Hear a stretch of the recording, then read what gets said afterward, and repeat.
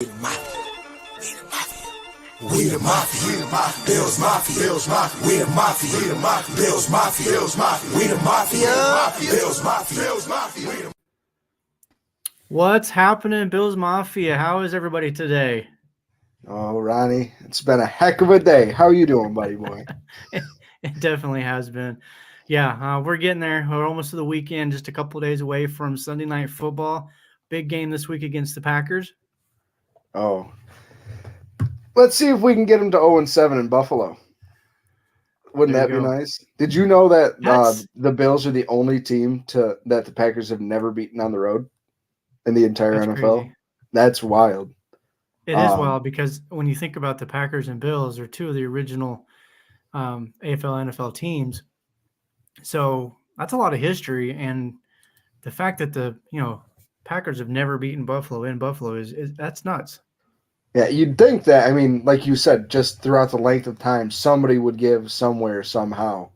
And the fact Yeah. that the last time Allen played Rodgers was his third start, and he had 3 turnovers and got shut out against them. So 22 to nothing, I think it was. Oh yeah, he's coming Yeah. for revenge from that game. Oh yeah, I remember.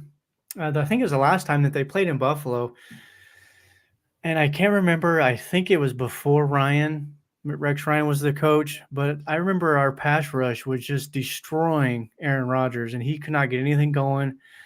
Buffalo looked great, and of course, I believe that was another one of our seasons where we started off good, and then we finished with like an 0-43 run. I don't know, something. Yeah, back when Buffalo did Buffalo things, and now they're doing different things.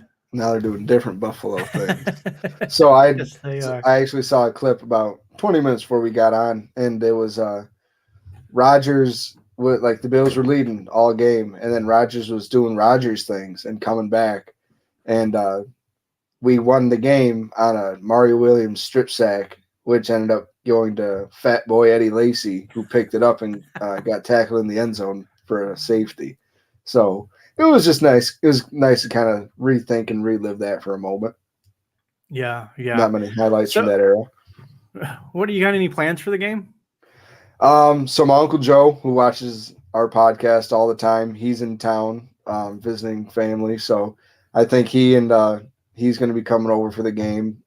And he's a Cowboys fan at heart, but he does root for the Bills. I mean, he appreciates the Bills and especially Bills Mafia for everything that we all and all you guys do for everybody and everything. It's weird. I've never met somebody that can root for the Cowboys and the Bills at the same time, but I can appreciate it. I mean, he's the one that sent me both of these both of these banners and everything. So big shout out to Uncle Joe. Other than that, not much. Okay, I have to tell this story because you brought it up, the Cowboys and the Bills thing. I actually have we'll call it what it is, a former friend who was listening to my previous podcast, and I made the comment about we were talking about the Bills and the Cowboys' history of the Super Bowls, right? Mm-hmm. I was there for both. Well, not there for both of them, but I watched them, Lucky. And I don't know. I mean, 52-17. At least you got to see the Bills in the Super Bowl, man. I wasn't even alive yet. I wasn't walking on this earth. But so I made the comment about, me and the Cowboys are not friends. He took that literally, and he has not talked to me since. And this was back in February. No kidding. Yeah. It's crazy. But that's what sports does to some people sometimes. Absolutely. But there was something else I was gonna ask you, and then we kind of went off on this tangent about the Cowboys again. But kind of going back to the Aaron Rodgers thing, well, not Rodgers, but the Packers in general, having not won a game, we should have went back and looked at all 7 of those. It's 0-7, right? And just to see, because I'd be curious, like, were they, like, what time frame, what era of Bills football? I'm sure that there was some here and there throughout the time, but it'd be kind of interesting to go back and look in that and see who those teams were. Because I mean, if 5 of those were back in the 90s, well, of course they're not going to beat the Bills at home. Yeah, exactly. Especially the early 90s before they had Favre. Yeah, because back then they had Don Magic Man Mikowski, which was a cool story for that season, but I love the name though. The name is cool. Well, Don yeah, Magic Man Mikowski. it's almost as good as Fitzmagic. Almost. Almost, yeah, almost. Hey, of course, as always, we start off with every one of our shows with a little shout out to the Bills Mafia babes. This month, of course, Tommy Doyle, Bills Mafia. We are raising up Harrison Phillips Foundation, harrisonplaymakers.org. You can check out that site and help us out and help out Harrison, with that foundation. It'd be awesome. Going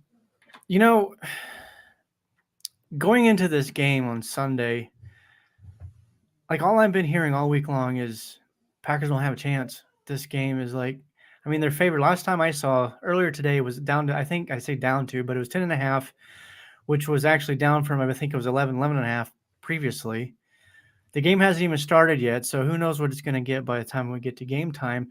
But this is the first time in Rodgers' history he was been the underdog by double digits. Mm-hmm. So it's actually been raised back to 11. Okay. So that doesn't surprise me. No, but that shows you that Vegas is like, damn, everybody's betting Buffalo. Because now they're trying to raise it to get people back betting on the Packers. I don't think the Packers can cover that. We'll talk about that when we get to our bold prediction segment for sure. All right. So we're going to jump back really quick so last Tuesday, for those of you that watched, or if you've watched the recording since then, Casey brought up top 10 quarterbacks in the league. So I did promise I would bring that to the table today. However, full disclosure, after you get through about, 5 or 6 of them, it gets really hard. And before I reveal those, it kind of made me kind of realize it. So the scoring is down this year. I'm sure everybody's been hearing that lately. The scoring is down considerably this season as compared to previous seasons. When you start to look at these quarterbacks and you start to put together a top 10, you start to realize the quarterback play this year has not been good. I mean, after Allen and Mahomes, everybody else has really struggled. And nobody is really, and this is one reason why I think Allen is the runaway winner for the MVP as of right now. But do you think that that's going to change at all? Like some of these quarterbacks that we've known as some of the best ever, are they going to come back, or is this the norm for them now, particularly with Rodgers and Brady? Those two guys don't look young. They are looking their age now. So, I mean, today we all got the full disclosure on the whole Brady situation. Obviously, you never want to see somebody go through a divorce. We're all human at the end of the day, and so I do feel bad that, if it was football that broke him up, then I'm not going to say it's 100% his fault because it takes two to tango. But it still sucks at the end of the day, no matter what. And you can tell it's taking a toll on him. People say work-life balance. We all know it's hard. You can't always leave work at work and home at home. It's always no matter what, it's still going to be in the back of your mind, no matter what you're doing. Especially at that level. I kind of use this. It's not really an analogy. It's more of a real life comparison. Albeit maybe kind of cheesy and silly, but so I played softball, co-ed softball, adult league softball for 15 years. And I hit 40 and I realized I could not keep up with these 20 somethings anymore. So okay, I'm going to go ahead and hang it up. That was actually not as easy as I thought it would be initially, because you get used to that, the competition, the winning, the losing, the camaraderie, the beer drinking during the game, after the game, all day long. So how I felt with that, doesn't even compare to what somebody like Tom Brady is feeling, who's been playing this game probably since he was like 5. Yeah. Mm-hmm. And at the highest level you can possibly imagine. So while I understand trying to separate, football, a game, from the family stuff, it's not as easy as just saying that. It's really not. So it is an unfortunate situation for them. But yeah, I think you're right. I think that is part of what's, kind of affecting him this year. And even watching that game last night, just his mannerisms, like he looked defeated. Yes. Like hanging the head. He looks tired. He looks like he's done. Right? Like Yeah. he looks like, I'm not going to say he looks like he doesn't care because it's Brady. I mean, you don't win 7 Super Bowls with never not caring. He obviously still cares. He came back for a reason from retiring earlier this year. Yeah. He finally looks his age. And But that, he currently leads the league in passing yards still. I mean, because he's played a game, 2 games more than Josh Allen, but 1 more game than everybody else. Yeah. You know, I saw that earlier today flash up on NFL Network, and I was like, what? oh my God, if he does it at 44 and 45, he still won't win MVP. But No, he won't. So, all right. So here's my top 10, and in no particular order outside. Okay, I'll say this. This is my 1 and 2, Josh Allen and Patrick Mahomes. After this, honestly, you can go any direction. But I got Joe agreed. Burrow, Lamar Jackson, Justin Herbert, Jalen Hurts. That group right there, I think, is solid. I think we're good with that top 6. You can Tier rearrange them in 1, Tier whatever 2. order you want. Yeah. Well, I would say tier 1, and yeah, exactly. Tier 1 and then tier 2. And then we get into the tier, I don't know what you would call this, but we got Derek Carr, Trevor Lawrence, Geno Smith, and as much as this pains me to say, Tua Tagovailoa. I think I just And peaked a little bit. yeah, me too. Let me just swallow that really quick. The thing with Tua that I guess kind of bothers me is 70% of his stats came in half of a football game? And from 2 people, Yeah. like Waddle and Hill. I'm sorry, but it's not him making the plays. It's his 2 receivers making those plays. Well, in his defense, though, they are 4-0 with him as the starting quarterback. 0-3 without him. Their starter in those games was also a rookie 7th round quarterback. See, Mike Mike agrees. He puked a little bit too, I think, when I said Tua. But I mean, Bridgewater yeah. never started a game. It's been Skylar Thompson all 3, and obviously he got drafted in the 7th round for a reason. Well, Brady was drafted in the 6th round. True, but true. All right, Ronnie. But that's once in a lifetime type of situation there for sure. Geno Smith is playing really good. I think he's actually, I would probably put him above Tua and Trevor and Derek, honestly, with the way he's playing so far. Absolutely. Again, we're just basing off of this season and what they've accomplished thus far. I think you can make an argument for him in that top 6 or 7, maybe even top 5. Because as good and as talented as Justin Herbert is, we talked about him last week. I don't know if it's a Chargers thing. I don't know if it's an organization. I don't know what it is, but they just can't seem to win consistently. They can't seem to win a big game. They get the close wins. Like, I don't know what their record is in win-loss scores over the last few years. I'd be kind of curious to see that. But so as of right now, I think I'd even put Geno Smith ahead of him. For this season, like I said on Tuesday, we're specifically talking this season, everyone. This season only. We don't care what anybody's done in the past. Right. Let me ask you this, though. You don't get Allen, you don't get Mahomes. Who are you taking out of the next 8 that I just named? Herbert. If you going forward, so if you're building a team around them, who are you taking? Herbert. I got to see more.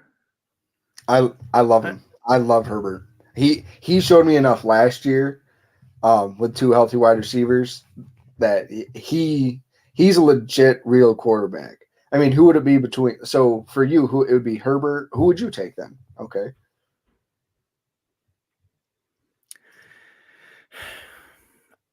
I'd probably Burrow. See, for me, it would be between it's Herbert and then either Burrow or Jackson. And see, Jackson, for me, goes back to the same issue I have with Herbert. Got to win those big games. Mm-hmm. Burrow has. He's been in the playoffs. He got to the Super Bowl last year. Now, I will say I don't think he carried the team to the Super Bowl by any means. I think their defense and that pass rush, more than anything, carried them to the game. But he does have weapons, and he utilizes them. So they win those games still. Whereas, Herbert and Jackson haven't shown me that. I mean, Herbert hasn't been to the playoffs yet. Jackson's got 1 playoff win, and he almost didn't get that. I don't remember who they were playing, but it was down to the wire. Mm-hmm. Yeah, and building going forward, I don't think. I mean, I could be wrong on Geno. Clearly, I was at the start of the season, but I think this might be just like maybe a couple year thing for him, And if even that. I think Seattle, maybe they try to make a push or somehow jump into that top 10 next year with a draft and get their future quarterback. Again, I know this draft class is supposed to be loaded with QB talent. Outside of Young and Stroud, I don't know all of the names. We will definitely start to know those names, come January, February. But um, yeah. So okay, so you're taking Herbert and I'm taking Burrow. Yeah, I mean, and I don't think between Herbert, Burrow, or Jackson there really is a wrong answer. I don't. No, I agree. Yeah. I really would like to see Lamar Jackson in a more pro style offense. I think I think the NFL is starting to really figure out Greg Roman's offense. I mean, you saw last night they started the game with 32 pass plays and 7 rushing plays. That is 3 points. Yeah, that is unheard of for Yeah. for that Ravens team, But I understand why they did it. I mean, the Bucks' entire secondary was out. So I get you want to attack that weakness, but you also want to play your football game. I mean, that's what McDermott and Allen always preach. Like, we're going to play our game. Don't fall into the trap of trying to play with somebody else, like play into somebody else's game. Play your game.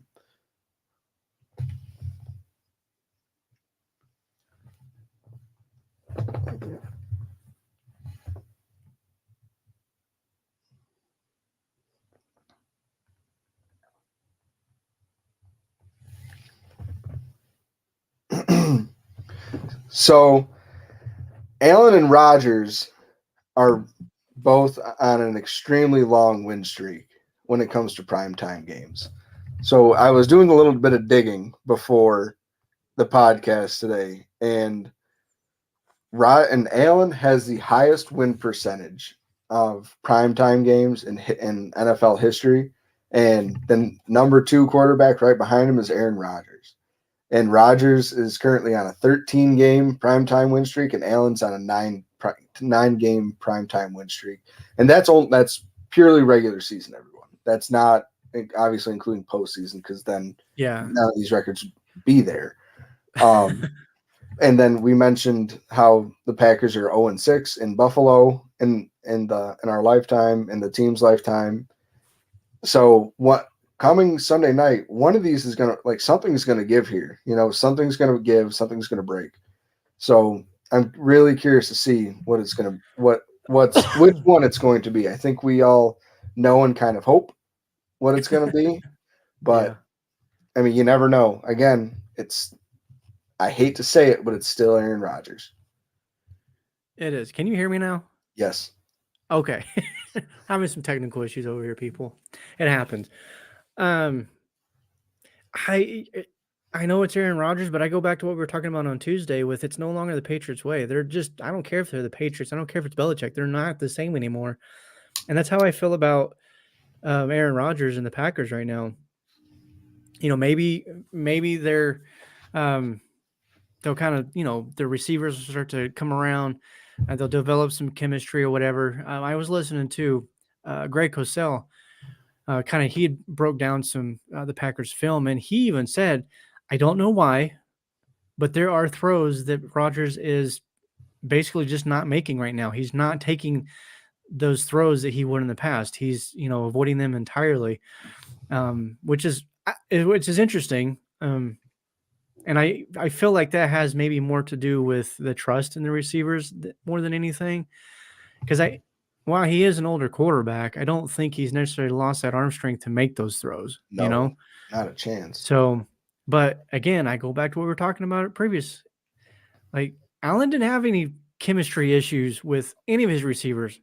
He got Robert Foster paid. Why can't Aaron Rodgers, who many consider one of the best all-time quarterbacks? So I just find that interesting as well. Mike, here, you want to go ahead and take that one? Yeah, I mean, Mike, that's a good point. I forgot to bring that up. I mean, McDermott's 5-0 coming out of the bye. That's a hell of a record. Everybody talks about how, oh, you never want to play Andy Reid coming out of a bye. You never want to Yeah. play Aaron Rodgers or Tom Brady coming out of, and Bill Belichick coming out of a bye because they get an extra week just to study you, all that kind of stuff. We hear that every time. Yeah, I mean, the national media needs to start talking about McDermott and Josh Allen, how you don't want to play them coming out of a bye. McDermott's a hell of a coach, and that with Leslie Frazier and him being able to scheme up these defenses, that you give them an extra week to really dissect your team, they're gonna figure something out, and they're gonna figure out a way to shut you down. Yeah. We were talking, so just going kind of back to the Aaron Rodgers thing with his receivers. We're going to throw this here up on the screen, and this is kind of interesting. Like, to see him make a comment like this, who do you think he's referring to? Is that offensive line, the receivers, running backs? I feel like he was specifically calling out Romeo Doubs. Dobbs was targeted 4 times last week, and all 4 times the ball hit him in the hands, and all 4 times he dropped it. I guess he needs to move to corner. Yeah, something. But at the same time, excuse my language, but this quote pisses me the fuck off so much, because I have never seen Aaron Rodgers throw a football, to me personally, worse in my entire life. I've seen him throw the football, like you mentioned, honestly not making throws because he doesn't trust his wide receivers, and also throwing the ball into the dirt. We saw Josh Allen's what should have been go-ahead touchdown to Isaiah McKenzie that he lost into the dirt. But I see at least 2 of those a game from Rodgers, and it's just very unheard of. I just don't understand it. So when he's saying this, is he in consideration for this himself? Is he getting ready to be replaced by Julian Love? By Jordan Love? If everybody's the same and everybody's treated equal, why shouldn't he be looked at for all the mistakes he's made at the same time? I understand he's one of the most talented, he's deemed, probably, I think he is deemed the most talented, naturally gifted player the NFL's ever seen. Brady's the GOAT. He's been deemed the most talented. But, is his time coming to an end? What do you think? Kind of like Brady. I think the Packers should trade him after this season. Do you? I do. I think if they try to push it out even more, if it is a physical thing, if it is an age thing, don't give the league another season to see it. If they try to move him off the roster this coming off season, somebody would give up a king's ransom for him. I almost guarantee it. Look what some of these other quarterbacks that got drafted traded this past off season got with Watson and Russell Wilson. So I'm not going to say it's Jordan Love time. I don't think he's the answer. I have not seen anything out of him at all. But yeah, I don't like these kind of comments. Like, pull your team into the locker room and like, guys, I'm calling all of you out, myself included. We need to step up because we're not getting it done right now. And he is hasn't really been known as a guy that is really necessarily a team kind of guy. Like, we hear some of his receivers in the past that have left to talk shit about him. Mm-hmm. So he's definitely not, in my opinion, the leader that Josh Allen is. Nobody is scrambling to go play for Aaron Rodgers. Everybody wants to come play for Allen, though. Exactly. That's why guys like Dawson Knox are hanging around. Stephon Diggs is probably going to finish out his career with Buffalo. So, and real quick, did you hear the rumor today that basically the Odell deal is done behind scenes? I did hear that. But okay, I'm very curious to see. I saw that on Twitter. Behind that, I know I saw that on Twitter, but I also saw something else on Twitter about you're gonna rat yourself out on this. I will throw myself under the bus. Training for Kareem Hunt, and my first thought was like, "Holy crap!" And I sent that to you, a couple of other friends, but I did not comment on Twitter and I did not retweet it. So just a few of you. Yeah. Hey, But you and I did our due diligence. yeah, You sent it to me, and we both went to work and started digging, and we couldn't find anything anywhere. I mean, yeah, you said it was from the NFL page, and I went directly to the NFL page. I was like, that's nowhere to be found. And yeah. it was some Somebody troll got me on page. that. Yeah. And I Some mean, troll. kudos to them. I mean, good for them, man. I mean, that's Yeah, what they're there for, and they did well at it. yeah, But yeah. That it was good. So, um, kind of moving on here from that. So we coming out of the bye week, Buffalo's looking good. yeah, for sure. I mean, the only one that's been ruled out besides Tre'Davious White, obviously, is Spencer Brown. And I mean, do you want to be honest? Is that a huge loss for this year and for all the ups and downs that he's had? I mean, it seems to me like David Questenberry he isn't as physically gifted or talented as Spencer Right. Brown, but it seems that he's been more consistent. There hasn't been the highs and lows. He's just been more of a steady go.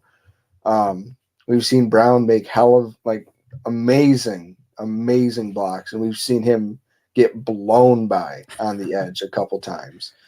Yeah, I think he's this struggling this year. for sure. Um, He's and I also think he's been struggling with I- injuries. that's exactly what I was going to say. I think the injuries is the biggest thing. Is he is struggling with the injuries. He started out the offseason injured and couldn't even really get into the preseason games initially, and then he would make a couple appearances here and there, and he'd be back out again. I just don't think he's ever been able to really get his footing on the season and get into a rhythm and really get some consistent practice and reps in. I mean, he's still young. We know that. I love him as a player. I think if I really, really hope that he can get himself elevated to that level and be one of the elite linemen in the game, because the attitude that he brings on the field, the mammoth size that he is, I mean, that's intimidating.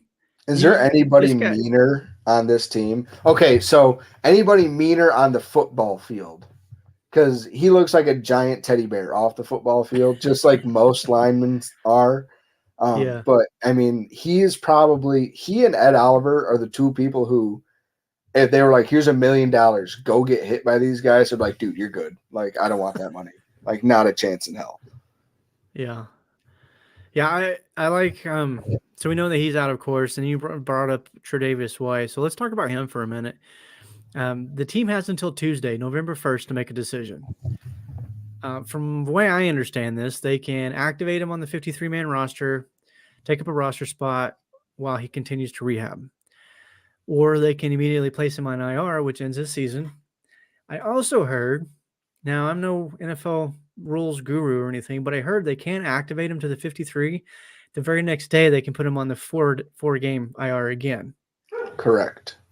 So those are the three options. I think it's going to be very telling. If they activate him to the 53 and don't do anything else, that means he's probably ready to go soon, like maybe the following week against the Jets. If they put him back on the IR after activating him, then we're not going to see him until closer to Thanksgiving, which gets us exactly a year out from his injury. 4 weeks might be the week after Thanksgiving. I'd have to look at the calendar to know that exactly. But the biggest concern, obviously, is they don't activate him and he just goes straight to season-ending IR. Nobody wants to see that.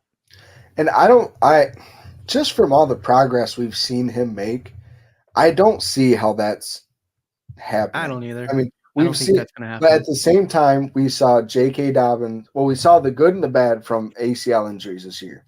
J.K. Dobbins blew out his knee last year in early September. I think it was the very first game last season. And he tried, and he got back. He was back in preseason. He was kind of wishy-washy. They were trying to decide if he was going to play or not. They did that the first couple of games, and then they activated him. He guaranteed he would be back. Exactly. And he wasn't. And he's right back on IR because his knee is still messed up. And on his same team, Gus Edwards, same thing. Blew out his knee, came back, and he was inactive the first 6 weeks. Comes back week 7 and lights it up because he took the time and rehabbed and didn't try to rush back. He didn't participate in any off-season activities. He didn't participate in preseason or anything like that. He took his time. So you can so that's just kind of a way to understand different scenarios how this can go. Yeah. Yeah, and I keep hearing one of the things that Buffalo feels like they're in a good spot because they feel like they can take their time with him because of the play of Kyrie Elam and Christian Benford. Now, Absolutely. while that's true, I don't think it would have changed anything. Even if they were playing like bums, I think the team, this coaching staff would still take their time because that's just how they've always been with injured players. They don't rush them back regardless. No matter who So it I is. don't think that would be an issue. But my goodness, could you imagine Benford, Elam, White, Taron Johnson, Jaquan Johnson, Hamlin, and then Poyer? I mean, our secondary goes too deep all the way across the board. And we're still missing an all-pro safety. Yeah. And we're still missing one of the all-pro safeties. Well, and then there's the corner that they just signed on free agency that immediately got injured. But I haven't heard anything as far as when he can get back, and I don't recall the name. But if they extend the IR another 4 weeks, then what? So Mike, it's just regular IR. He'd be back. It'd be the same exact situation we're in now. Yeah. So 4 weeks.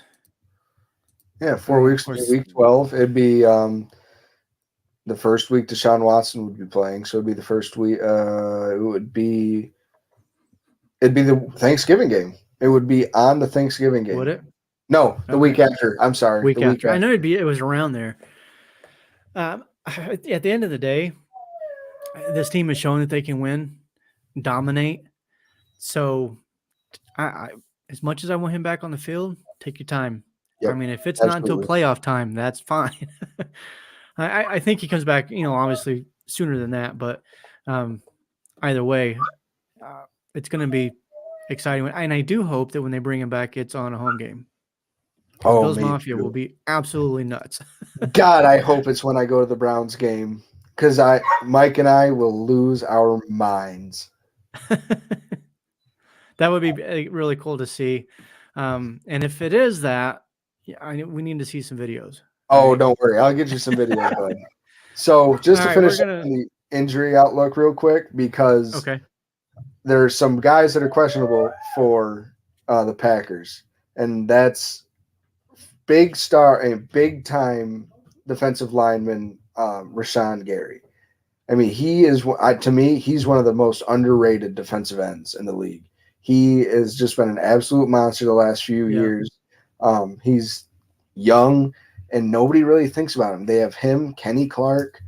They have Preston Smith. They lost Zadarius Smith last year to the Vikings, which I think hurt, but it showed me that how much they believed in Rashawn Gary and him getting better. If the Packers are missing him, then I don't know how much of a chance you can truly give them. I understand that the Packers have the best passing defense in the league, giving up the least amount of yards, but you can't let corners and safety sit back in coverage for 4, 5, 6 seconds every time, because I don't care who you're playing, Josh Allen or Jimmy Garoppolo, your receivers are going to find a way to get open at that point if you can't get to the quarterback. Yeah. So agreed. That's just kind of, and then they're missing Elton Jenkins. They might be missing Elton Jenkins on their offensive side of the ball, on the offensive line. And if that happens, then Von Miller is going to eat even more.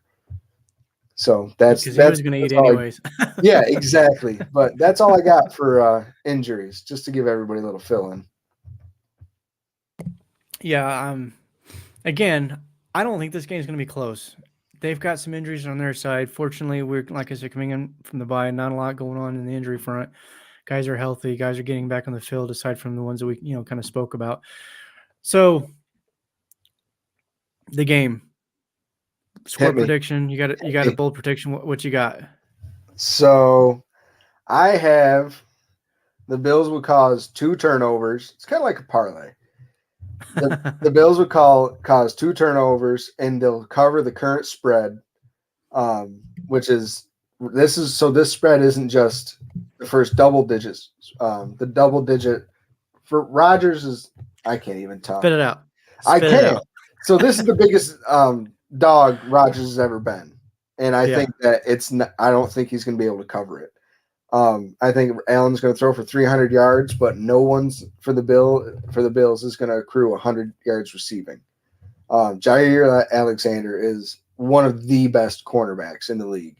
And personally, if there's somebody that can cover Stephon Diggs, not lock him down, but somebody that can at least kind of limit him a little bit, it's Jair Alexander. I mean, he's got the size, the speed. Diggs is known for his twitch. Jair has the exact same twitch.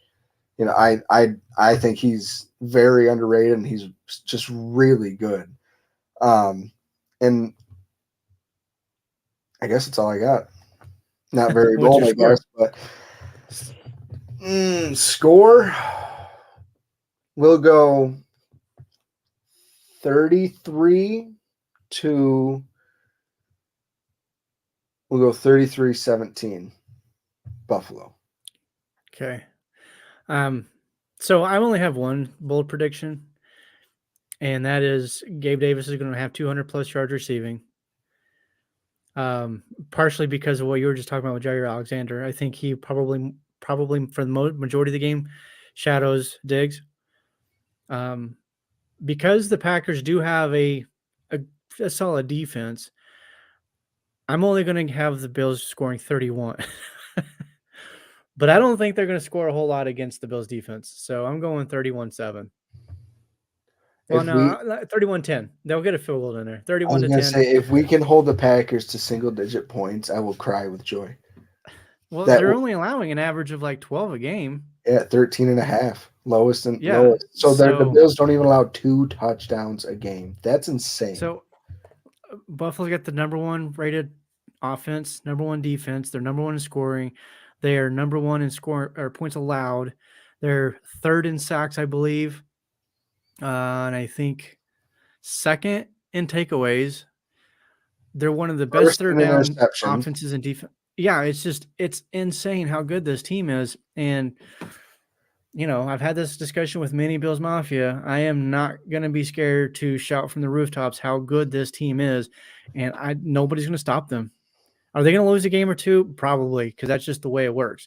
But that does not mean this team is not the best team in the league. They are fantastic. I got distracted a while ago when you were talking. I sit by a window right here, and there was 3 Ninja Turtles walking down the sidewalk. And I'm like, isn't it a little early? Like, it's Friday. Isn't Halloween on Monday?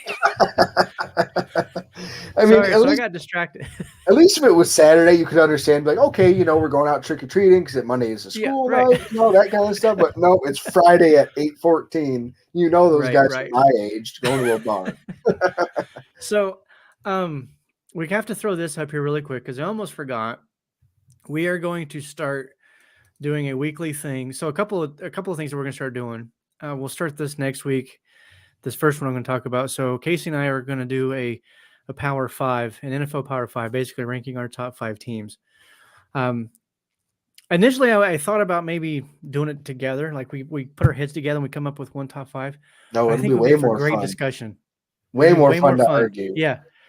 So we're both going to have our own top 5s, and we'll see how. I'm pretty sure our top team is going to be the same, probably every week. The other thing is that we want to start doing is, I love this. And I love this. Kind of caught a little heat from some people on social media over this because I actually wrote an article a couple months back. Well, not that long, but about some of the records that Josh Allen is pursuing. One of them is the most yards from scrimmage by a quarterback in NFL history. So, you know, there's people out there, oh, don't start talking about that. And, you know, let's just worry about, you know, winning the Super Bowl. And I'm like, you need to step back and enjoy what Allen's doing right now, yes. Super Bowl or not, because he's making history right now. And people need to appreciate that and enjoy this. Yeah. So the record is 5,562 yards. Now, remember, folks, this is passing and rushing. That record is held by Drew Brees. I want to say 2016 is when he said it. I could be wrong on the exact year. So as you can see, Allen is at 2,237 right now. He's on pace for, I think it was like 6,400 yards. So, I mean, He's played 6 football games, and he's accrued 2,237 yards. That's almost 400 He's, yards a game. yes. I mean, he's what, a third of the way there, more than a third of that of the way there, Yeah. and he's got more than 2/3 of He the season left. I mean, he could be halfway there by the end of Sunday night. yeah, he absolutely could. And would anybody be shocked if he was? No, I don't think so. I don't think there's a chance that anybody would be shocked. Not anymore. I think all of those people who were against him and thought he was going to be a bust, I think they've come around. At least I hope so, because if they haven't, then I don't know what they're watching. But so we're going to put this up every week, and we'll update, of course, the numbers. So we're just going to do this just for fun, and then I don't know when. Maybe we'll have a bonus episode or something whenever he breaks it, or we'll come up with something cool if and when. I'll say if and when he breaks it, because there's no guarantees in the NFL. We know that. But I thought this was pretty cool, and not only that he's on pace to break it, but by how much? Yeah, like absolutely. he could conceivably break it by 1,000 yards. Never mind the extra game. I know that we have the extra game, but he's going to blow it away like it wouldn't have mattered. Yeah, you're not getting 1,000 yards in that one game. I mean, no. this season, if Allen just continues, I mean, even if he doesn't break this record, if Allen just continues on the trajectory he's on and doesn't win MVP, might veto the NFL or something. Something will have to give. I mean, somebody will have to rush for 2,000, an additional 2,000 yards on top of what they've already done this season in order to top Mahomes. I mean, to top Allen. I don't think there's anybody that has played football better this year than Josh Allen. And you can ask a lot of my friends. I'm a diehard Bills fan, but I'm very realistic, and I can look at things very objectively. And just watching Allen and what he can do and what he's done, I just nobody's come close. I mean, obviously Mahomes is magical and amazing, and 100% 1A 1B with Allen, again, whichever way anybody wants to put it, I'm fine with. But going back to this season, Allen's outplayed Mahomes, and he proved it in the game in the head-to-head matchup. Yeah, it's going to be fun watching this. I did some quick math too on the passing yards. He's at 1980 right now. Yep. And the record is 54 something, and it's Peyton Manning's record. So unless he has a few big games where he's throwing for 400 or 500 yards, he is behind that pace. But the rushing puts him well in line of this record here, and I'm just excited that I'm going to be here for it. And I'm going to enjoy it. And like I said, Super Bowl or not, enjoy what is happening with this team. Enjoy how good they are. Like, I hate to say it, but one game in the playoffs, it could all come crashing down if things don't, bounce the ball is wrong or turnover, an untimely turnover, or 13 seconds or whatever. So don't rest this whole season on that one thing, winning a Super Bowl. Yes, we all want it, and we're starved for it. But take a step back and appreciate and respect what is happening here and how good this team is and what they're accomplishing. Please, just everybody, enjoy the moment. We've waited 20 years for this kind of stuff. 20 years. I mean, my friends in my generation have literally waited our entire lives in order to gloat about the Bills and being a Bills fan. And thanks to you, Ronnie, and I'm dead serious about this, you've helped me learn that it's okay to root and be outspoken of my team and being a fan of this team, because I never have been and I never was, because there was nothing to be proud of. Hey, man, you're like a dad to me, cool. Ron. Okay. That's awesome. I appreciate that. We're going to be back here at this again next Tuesday. This Friday thing, I don't know that it'll be an every week thing. We both, going back to the whole work-life balance thing. So yeah. But if something big comes up or we have, a moment or whatever, hey, we might throw some bonus episodes out there for you guys. I hope everybody enjoyed the show, and we will see you all next week. And go Bills on Sunday. Go Bills. Get better. Thank you.